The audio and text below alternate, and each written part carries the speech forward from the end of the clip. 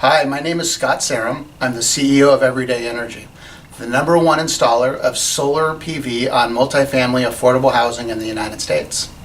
I'm going to talk briefly about how to verify low or moderate income status in multifamily affordable apartment buildings.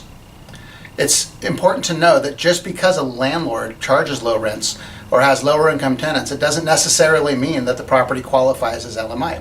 Most LMI programs require some sort of form of legal document, usually in the form of a regulatory agreement, recorded on the deed of title to ensure that the landlord can't raise rents at will and that the property will remain affordable for a period of time to benefit the LMI residents.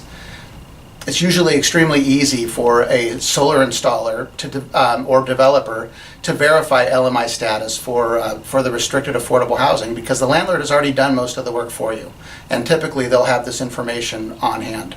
They need it to comply with the federal and state LMI financing programs, which cover the vast majority of LMI apartment buildings. These programs include the Federal Low Income Housing Tax Credit, HUD programs, state housing finance agencies and/or tax credit allocation committees, and many, many more. The property may also be regulated at the local level, which means that it could be developed through a redevelopment agency, a housing authority, or a city housing department.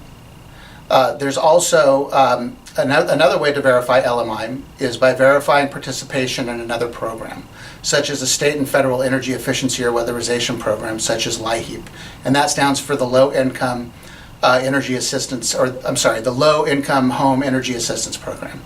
If so, the building owner can just give you a letter of participation in the program or information about the deed restriction, and you're all set.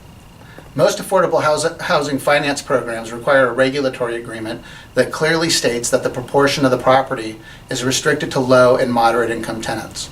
Note that many federal programs require only that a certain percentage of a building be LMI in order to qualify the building, sometimes as low as 20%.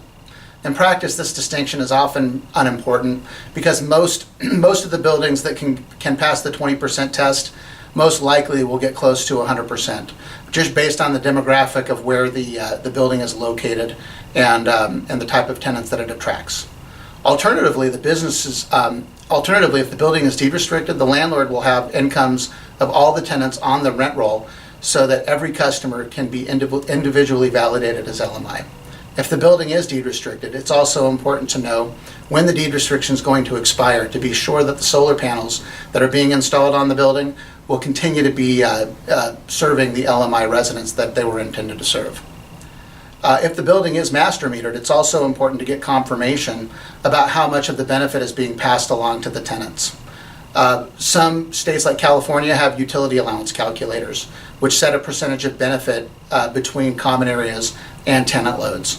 In other states, you'll need some sort of a letter, some sort of a form that will provide proof that the building owner is giving a pass-through benefit to the tenants and residents.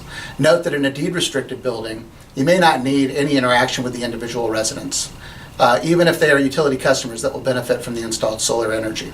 In fact, in most cases in the way that the solar will be deployed to a multifamily building, you'll either use virtual net metering, some type of shared solar arrangement, or community solar. And in those instances, the tenant will keep their relationship with the incumbent utility, and they'll just receive a credit on their bill. Thank you very much. I hope this was very helpful.